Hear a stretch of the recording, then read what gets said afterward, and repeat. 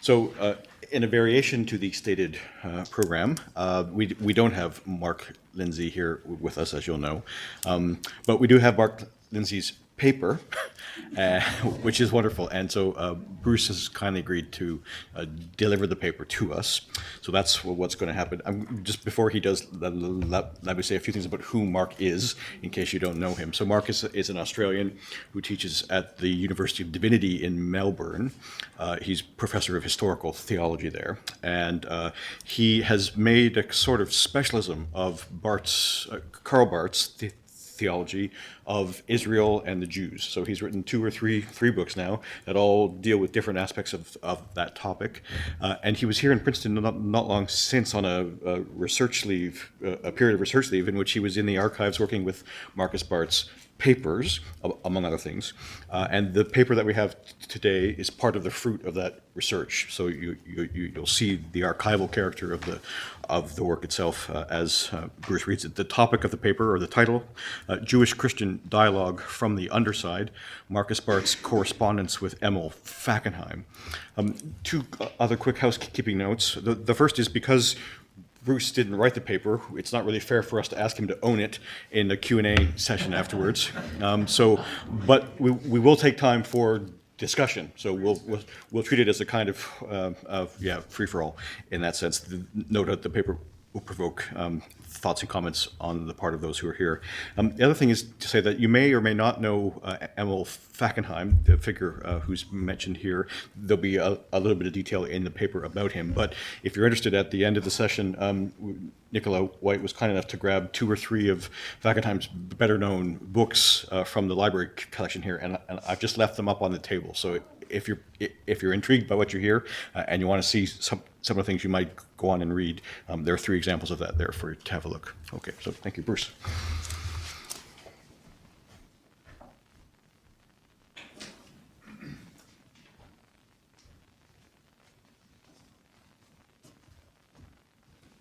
I hope I won't cause any unforeseen difficulties with the technicians if I sit.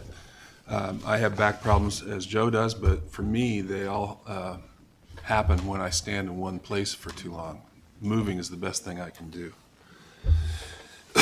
I also should tell you before I begin that I had a retinal detachment and then followed by cataract surgery 2 years ago, and just learned recently that the cataract surgery has caused some scarring on the cornea, which can be easily removed in a 60-second procedure with a laser.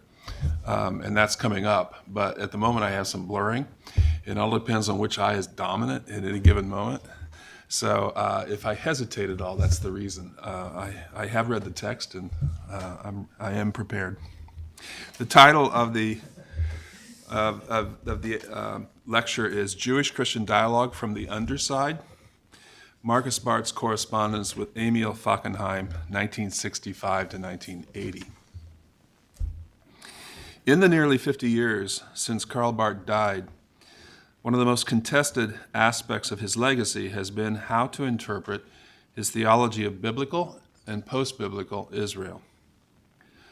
The situation is very different, though, with Barth's eldest son, Markus, whose exegetical work took him to the forefront of Jewish-Christian relations during the 1960s and 70s, and who, in contrast to his father, had a large circle of notable Jewish friends and colleagues. Yet in the end, Markus was as problematic and ambiguous to his Jewish friends as Karl had been.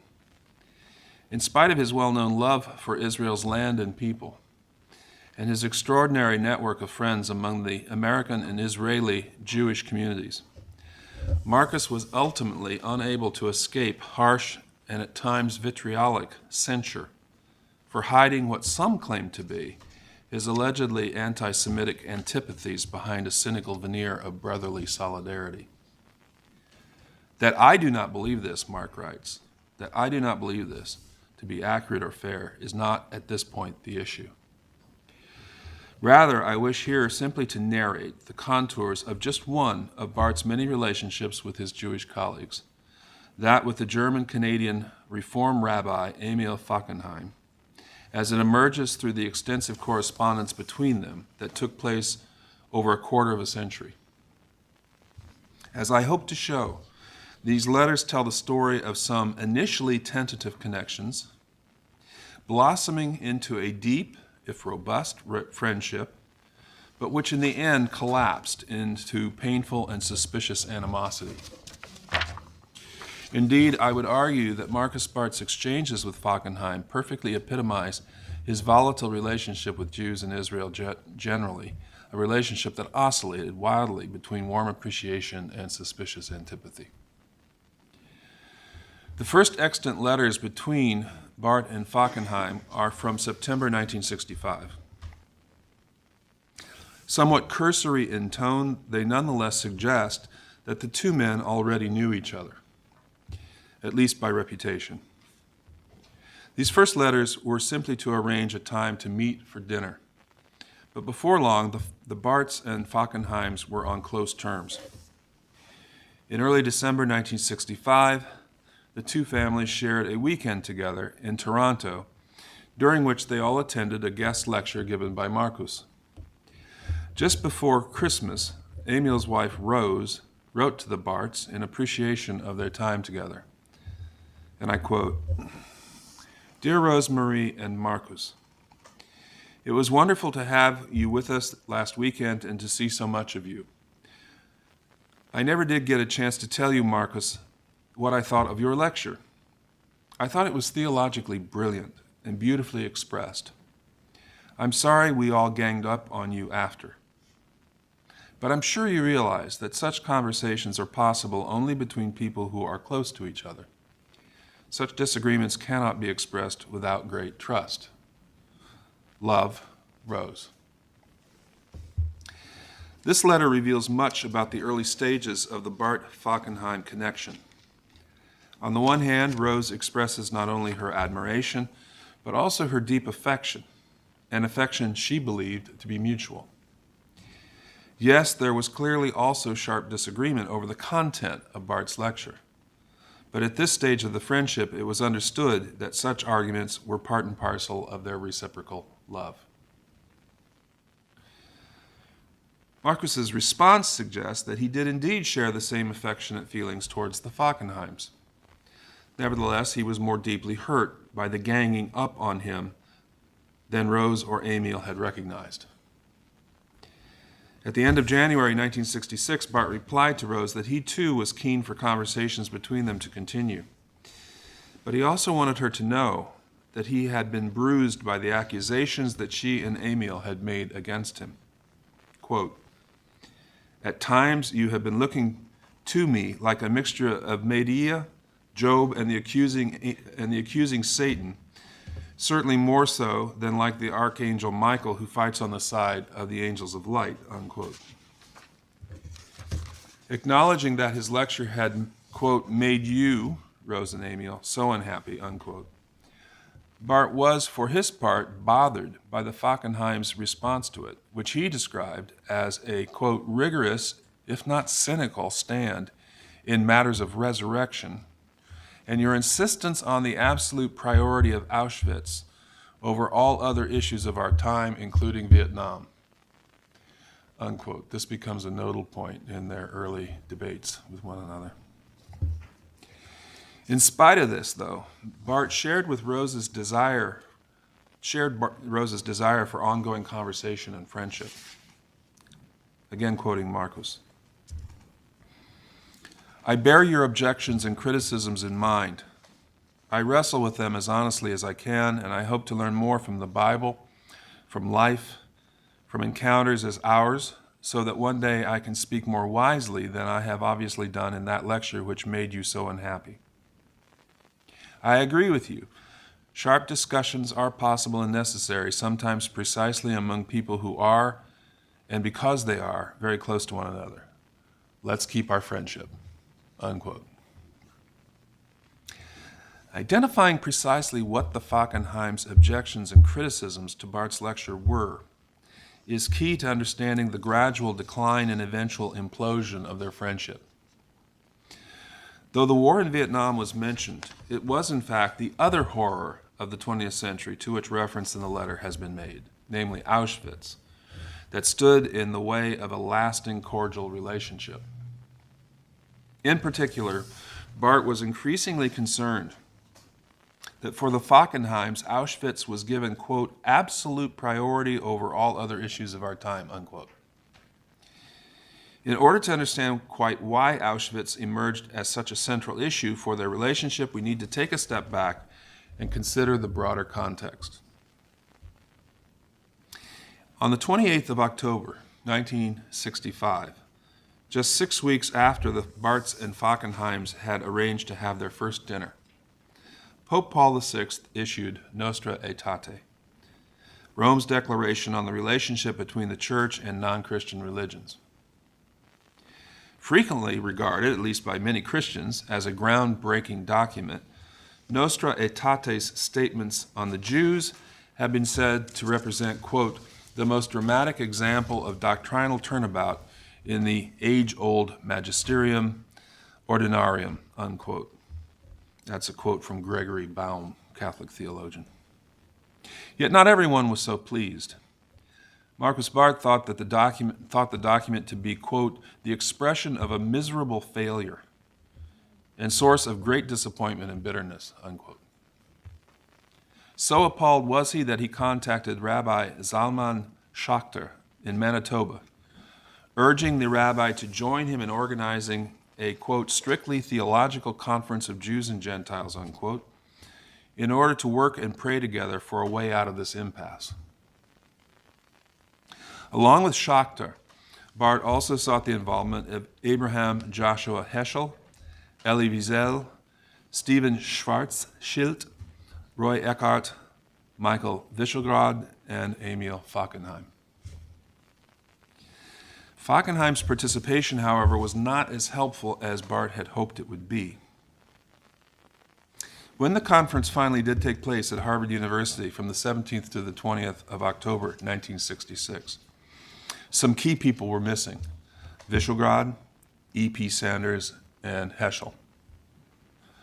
But Roy Eckhardt was there, as were Barth, Wolfhart Pannenberg, Eliezer Berkowitz, and of course Fackenheim.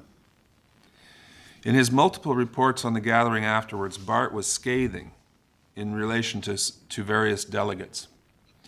Pannenberg's lecture, he said, was stinking, while Berkowitz's angry polemic was also repudiated. This in a letter to Jakob Neusner, November 12, 1966. Yet it was Fackenheim who particularly drew Barth's ire. In his published summary of the conference, Dialogue is Not Enough, Barth accused Fackenheim of what he called Jewish triumphalism. He explained what he meant by this in a letter to Zalman Schachter. Quote, the conference was not a world-shaking event, whatever later propagandistic reports may make of it. There were some remarkable results. The appearance of a rather strong Jewish triumphalism, parentheses, Christianity and incident in Judaism, now passing. Everything good in Christianity is present even better in Judaism. We suffered at Auschwitz. You Christians suffer only when you feel like it. For the rest, you talk about the suffering servant. End of parentheses. At least that's how he interprets Fackenheim.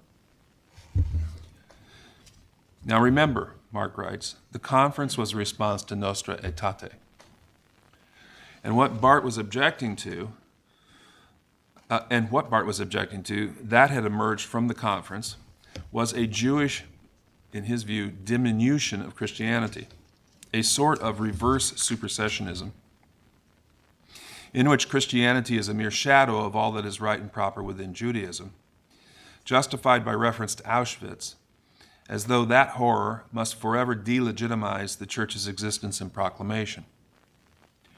Certainly the contributions from Berkowitz and Pannenberg dismayed him, but it was Fackenheim who provoked Barth's angriest outbursts.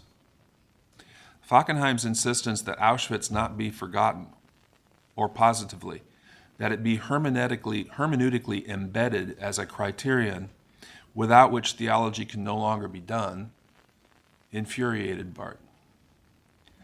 To recapitulate the Shoah as a now necessary ingredient of doctrine and faith was, in Markus's mind, giving Hitler far too much, quote, airtime, unquote. Would it not be preferable, he countered, to acknowledge the awfulness of the past, confess sins where they may have been committed, and then move forward in hope toward resurrection? Quote, why get fascinated by the abyss of a possible other victory of Hitler if there is still a victory of God ahead of us? Unquote. Fackenheim responded predictably, I must disagree. I don't think you can classify what was said on this subject of Auschwitz under the heading of Jewish triumphalism.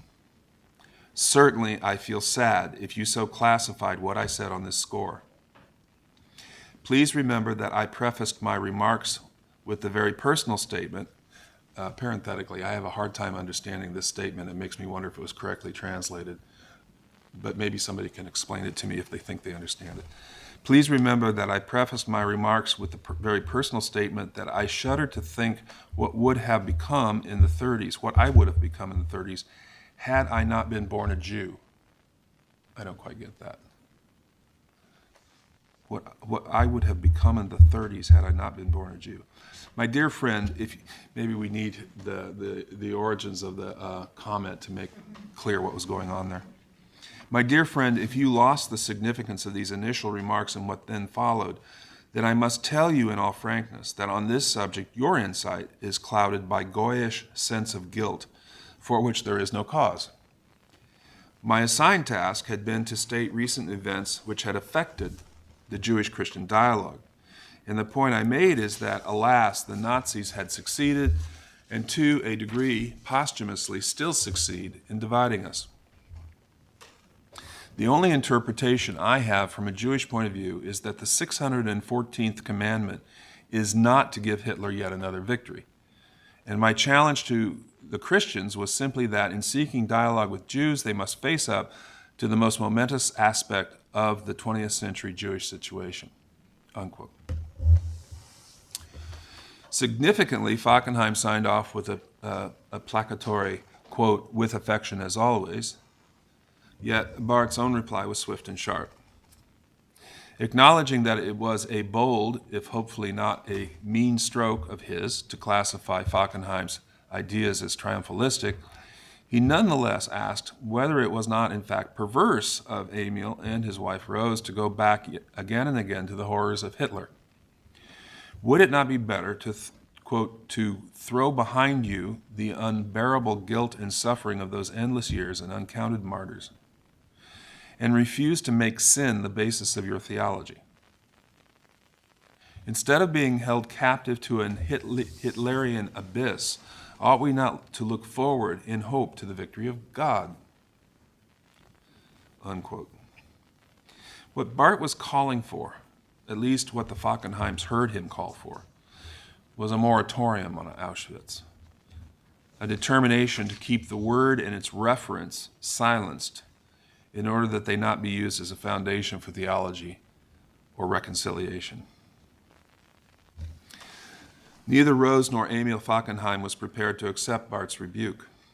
Rose, who was at this time still a Christian, responded that coming to theological grips with Auschwitz was, quote, not as gloomy a preoccupation as it may seem to you, unquote.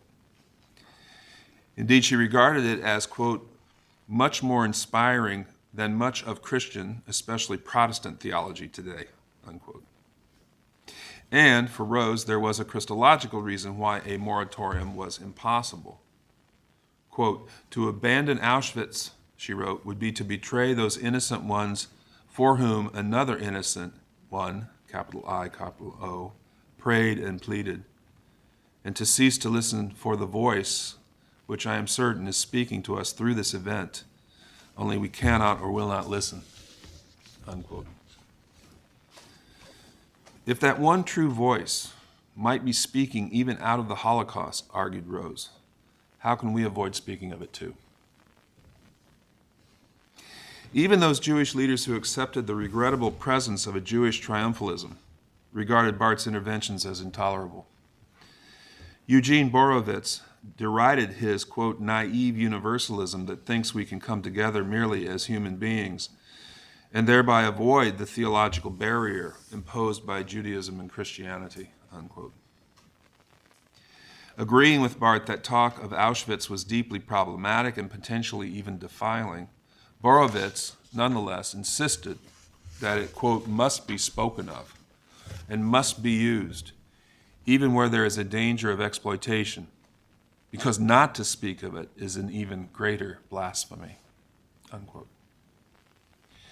For Borowitz, the danger of sliding into the type of triumphalism so much feared by Barth was infinitely less acute than the threat of sacrilegious forgetfulness. If Barth could or would not speak seriously of Auschwitz, how then, queried Borowitz, can we even talk? 6 weeks later, Barth responded to Borowitz in person, pushing back at his criticisms by saying that, quote, I would be a dreadful theologian. I would deny all my father has taught me. Have you ever read his Anthropology in Church Dogmatics, Volume 3, 1 and 2?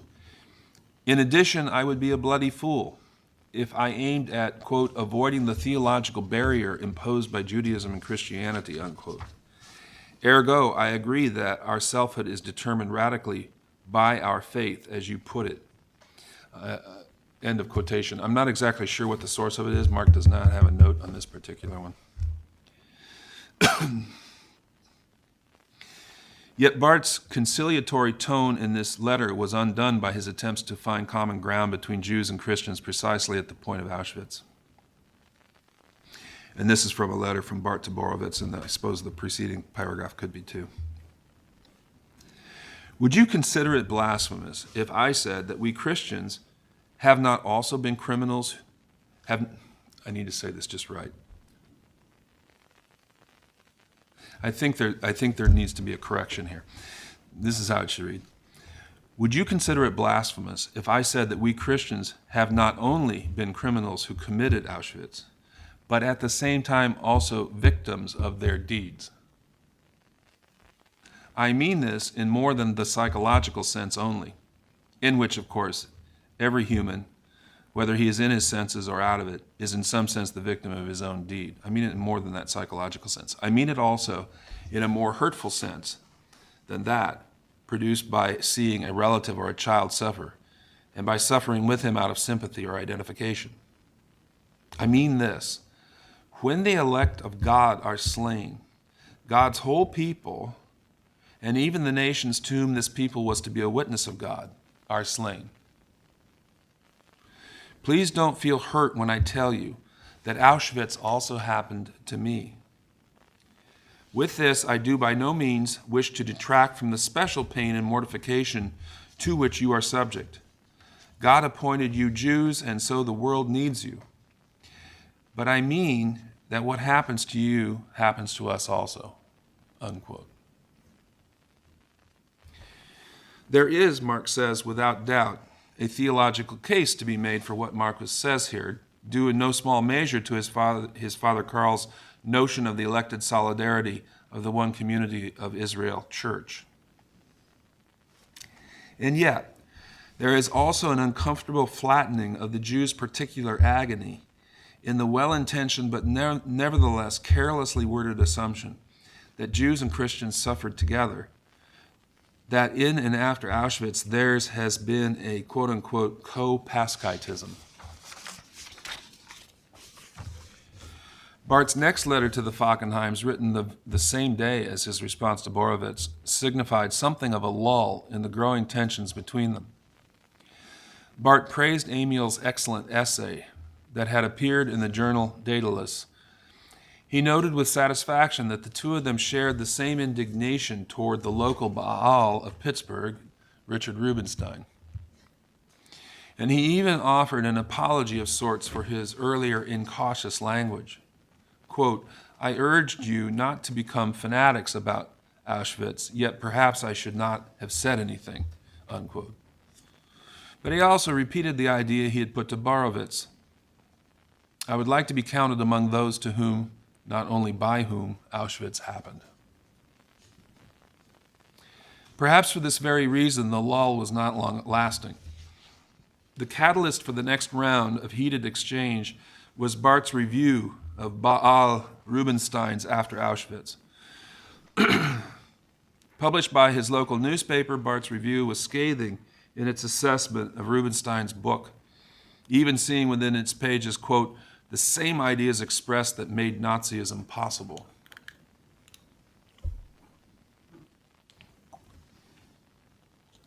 He lamented Rubenstein's abandonment of truly Jewish faith and hope, despaired that for Rubenstein, quote, despair is itself declared holy, unquote, and excoriated him for his claim that God really died at Auschwitz.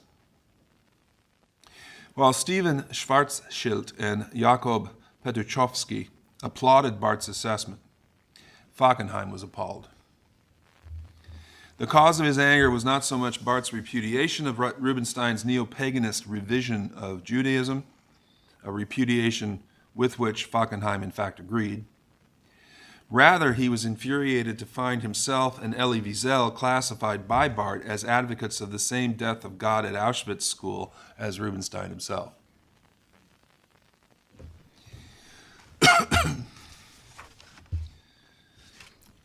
Quoting from a letter from Fackenheim to Barth, I am appalled at the gulf which must exist between you and us, if you can misunderstand us so completely.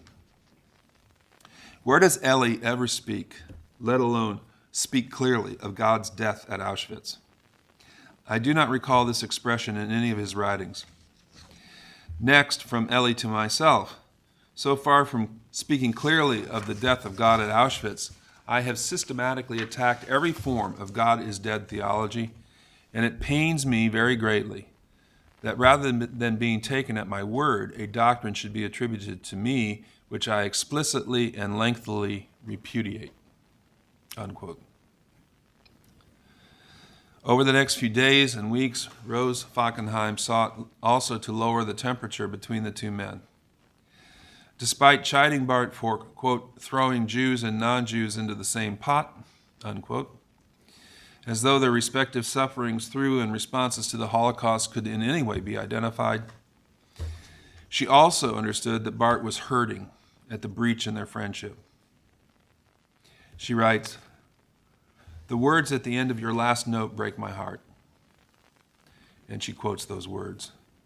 Will you now give me up completely? Markus had written. And she says, how can you ask such a question? I would have hoped that you know that we would consider it wrong to abandon anyone, let alone someone of whom we are so fond and with whom we share so much, unquote. Nonetheless, this reaffirmation of affection notwithstanding, Rose's efforts to restore the relationship were ultimately unsuccessful. When the argument between Markus and Emil next flared, the issue was not as benign as either an inflammatory book review or a difference of theological methodology. It was, though, tangentially related to both. On the 5th of June, 1967, the Six-Day War broke out between Israel and the Arab coalition of Egypt, Syria, and Jordan.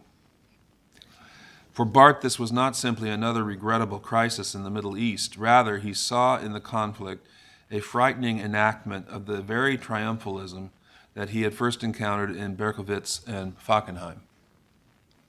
And while he did not accept the logic, he was forced to agree on Canadian television that it was precisely this type of triumphant nationalism that might prevent Christians from standing alongside Israel and the Jews in the event of a second Holocaust. Rose Fackenheim responded angrily. On the same day that the war began, she wrote to Barth attacking him for his equivocation. Surely, she said, public statements from the Arab world that, quote, we will exterminate Israel, ought no longer to be so easily dismissed as mere bluster as Barth had done. Did he not realize, as every Jew did, that by such equivocal responses to Arab enmity, the Jews were again in danger of being sold out?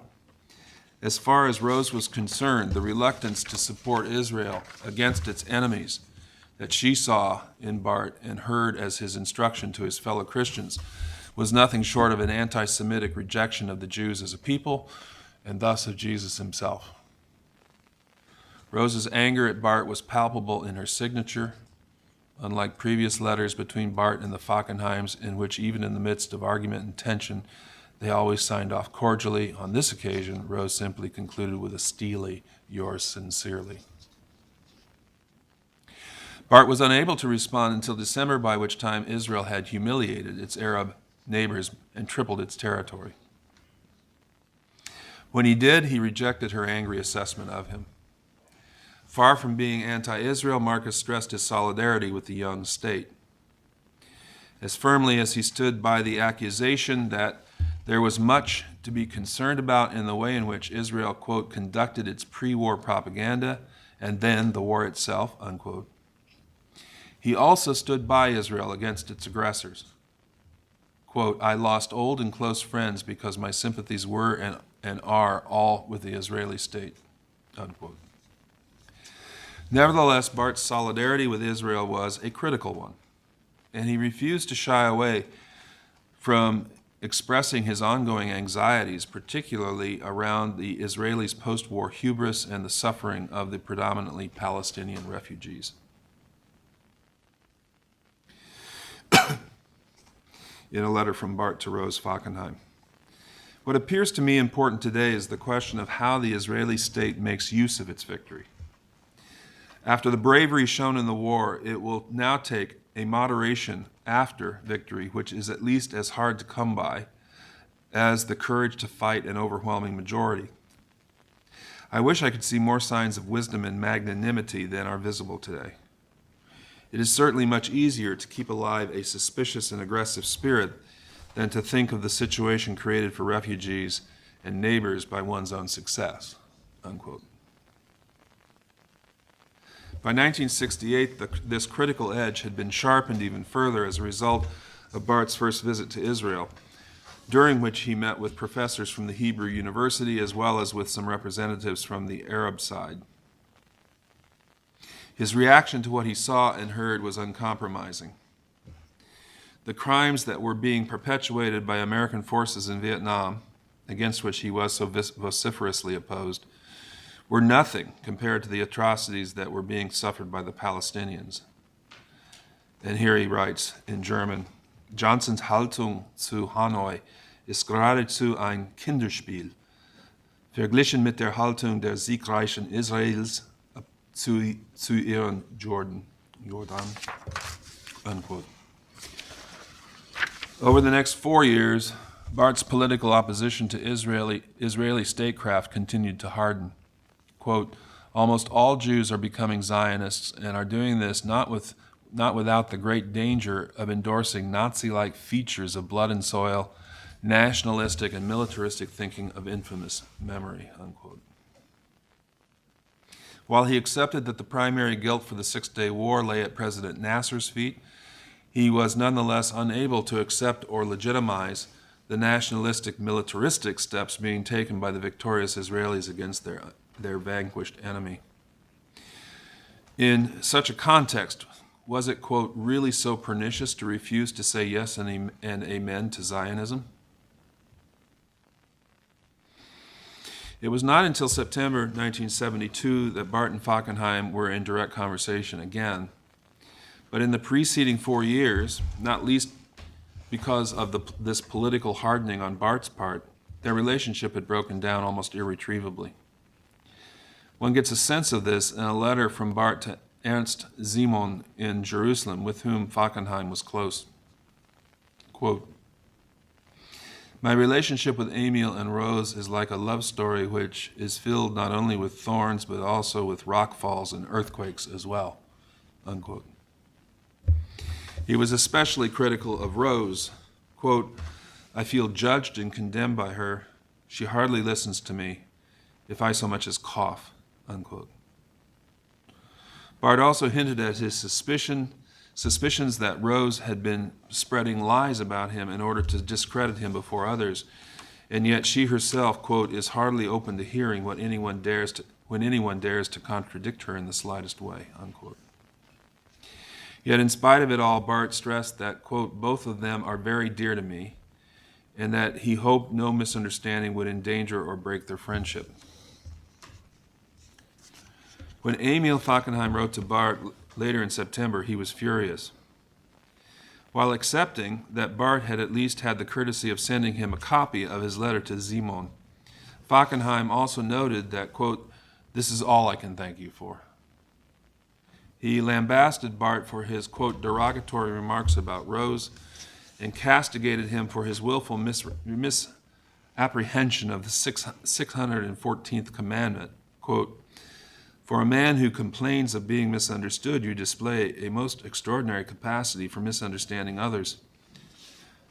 Markus, are you immoral enough to cite and criticize people without having read what they have written?" Unquote. Fackenheim also returned to that earlier theme of Barth's in which he had consistently and provocatively equated the atrocities of the Holocaust with the crimes of Vietnam and the Israeli-Palestinian conflict, thereby repudiating the prioritizing of Auschwitz.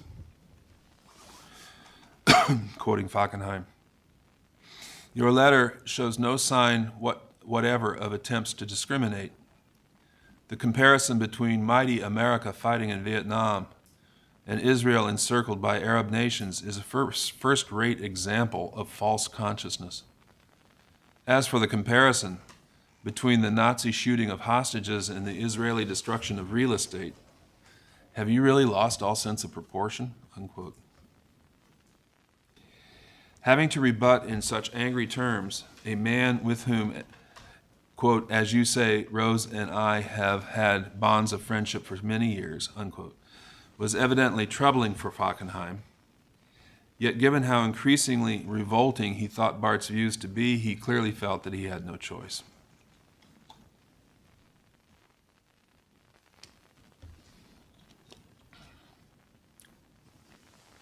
It took Barth 3 weeks to reply, and when he did so, he sought both to defend himself against Fackenheim's charges and also to plead for reconciliation. With characteristic acerbic wit, Barth remarked that, quote, "I can only wish that your operation has by now been successfully completed so that you may enjoy many more years of productive life, freed of the mysterious compulsion to react to the macabre, conscious or unconscious, fake, false, or real, anti-Semitism among Christians, by saying and writing words of flagrant and generalizing Jewish anti-Christianism," unquote. Of the accusation that he had been intolerably harsh toward Rose, Barth simply retorted, "Never. I esteem her highly, even when I have to disagree with her and she throws insults and sarcasms against me," unquote. Still, in spite of his efforts to bridge the gulf between them, Barth nonetheless felt it important to advocate his cause. Returning to the theme of militaristic Zionism, he questioned, quote, "Why is it a terrorist crime when criminal and silly fanatics kill 11 Jews in Munich, while it is not a terrorist crime of worse dimensions when Israeli guns, tanks, and aircraft kill over 60, most non-military, non-guerrilla people in southern Lebanon in retaliation for Munich? My opinion, which you, of course, will dub immoral, is once again that wrong does not heal wrong," unquote. If Barth was trying to repair the rift, Fackenheim seemed far less inclined. When he replied 10 days later, he made it clear that he thought the friendship was effectively over. "Dear Markus, politeness of expression and even sincere professions of genuine friendship are less important than truthfully confronting die Sachen. Here I sadly note that you either deliberately avoid die Sachen, of which I spoke in my earlier letter, or else that our failure to communicate is so total that further attempts are useless or even harmful," unquote. Barth took Fackenheim at his word and did not make direct contact for another 5 years. Not that this prevented him from speaking about Fackenheim to others, in particular to David Dempson. In 1976, he said to Dempson that, quote, "It appears to me that people like Fackenheim, who expect from us a blank check of approval to whatever foolishness leaders like Golda Meir do, are actually working not for the peace of Israel, but to its disadvantage. I wonder whether perhaps you can one day discuss this question with him. What we in Israel need today are not fanatics, but sober people, friends and brothers of Israel, not bootlickers," unquote. This letter demonstrates that Barth felt himself unable any longer to communicate sensibly with Fackenheim, and hoping instead that Dempsey could do so on Barth's behalf, but also that Barth regarded Fackenheim as, if not legally culpable as Meir, at least guilty of servile complicity in Israel's crimes. Dempsey, in fact, continued to be a go-between between Barth and Fackenheim. In 1977, he told Barth, quote, "Fackenheim would read anything you send him. He has basic goodwill toward you," unquote. Though he also cautioned that this was, quote, "overlaid with some irritation at your lopsided view of the Middle East," unquote. Barth apparently took note of Dempsey's advice, for in August of the following year, Fackenheim wrote to him thanking Barth for his letter and enclosure. Mark's treatment here doesn't seem to give any indication that we have that letter or enclosure. Yet the renewal of correspondence was not a happy one. Fackenheim insisted that Barth undertake some urgent soul searching. Angered already by Barth's equation of the Begin government with the hawkish Meir administration, Fackenheim was incensed by Barth's apparent endorsement of Yasser Arafat, with whom Barth had met. Quoting Fackenheim, "In the newspaper clipping which you sent me, you are reported as quoting what Yasser Arafat told you, but you are not quoted as mentioning the Palestinian National Covenant or Arafat's refusal to alter or abrogate it, despite every opportunity. Since in your letter you say nothing about this, I must conclude that you go all over the place quoting what Arafat told you, but suppressing the quite different things said in the covenant. Do you really suppress these things? In that case, the German unterschlagen would be a more apt word, and I would find it difficult to take seriously your professed concern for the security of Israel," unquote. Barth responded simply by rejecting the accusation that he was an uncritical spokesperson for the PLO, but he reminded Fackenheim that Arafat had been seeking precisely the same recognition for Israel as Fackenheim himself had been urging. That Arafat had been unsuccessful was not, Barth said, because of his own lack of will, but because he had been unable to persuade enough of his co-liberationists. Yes, agreed Barth, quote, "he might indeed have taken a bolder stance, but then he would have been removed, and a more radical and perhaps less politically gifted man would have succeeded him," unquote. He ended his letter hoping that both Emil and Rose could agree with him that the blood of all terror victims, implying both Israeli victims of the PLO and Palestinian victims of the Israeli Defense Force, cried to heaven. Whether or not the Fackenheims did agree with him remains unknown, for this letter of Barth's at the tail end of 1978 is the last extant piece of correspondence between them. It is perfectly possible that the gulf between the Barths and Fackenheims was by now too wide to cross. Barth made occasional reference to Rose and Emil in letters to other colleagues. Rose became for him fanatic and even super fanatical, with both her and Emil representing a form of, quote, Holocaust pseudo-theology, unquote, to which Barth was allergic. While the major source of disagreement was the Fackenheims' prioritizing of Auschwitz as a theological criterion, and their, in Barth's view at least, consequent refusal to see Israel's aggressive militarism for what it was, there was also a deeper methodological alienation between them, which was pointed out by David Dempsey. In 1979, Dempsey related to Barth his discovery of Emil Fackenheim's driving principle. Quote, "I admit to having been a bit shocked as I examined his work altogether. He indicates that Jews are commanded to endure as Jews in the face of the Holocaust. This means that Jews are to let themselves be formed by the root experiences of Exodus and Sinai, The shock came when I realized that he says this not because of the intrinsic reality, truth, and power of these events, but in order to defy the evil one, who through Hitler willed the destruction of Jewry. Faith is, then, defiance. This is too uncritical an adoption of existential analysis for me. So writes David Dempson. Barth responded with thanks, but also with a recognition that this was something about Fackenheim that had troubled him for at least 13 years. Quote, I must confess that I did not realize that defiance rather than hope is the leitmotif of his thought. However, I had already formed the opinion that he appears to live more from the great enemy, and correspondingly from negation, than from the source of hope and the appropriate affirmations, unquote. Indeed, it was precisely this leitmotif, Fackenheim's defiant no to Hitler and to every other attempt to eradicate the Jews, and an equally defiant yes to Israel's future and security, no matter how aggressively they must be fought for, that created the unbridgeable chasm between Barth and Fackenheim. Taking a lead from his father's rejection of any and all natural theologies, Markus could not accept the triumphalism, as he put it, that prioritized Auschwitz and the 614th commandment as fundamental theological criteria, which in Barth's view blinded Fackenheim from acknowledging any other narrative for the Middle East that did not give unconditional support to Israel.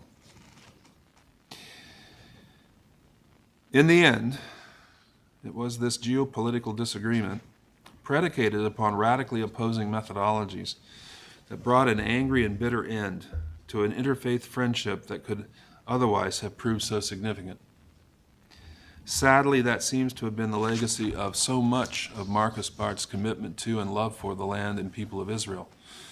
His publications and scholarly works spoke and still speak eloquently of the intrinsic solidarity of Christians and Jews, and in doing so, continued to provide much-needed correctives to Christian anti-Judaism.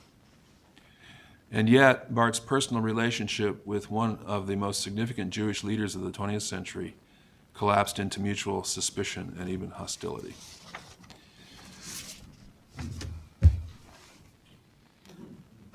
That's the end of the paper. He intended to write originally on both the relationship with Fackenheim and Wyschogrod.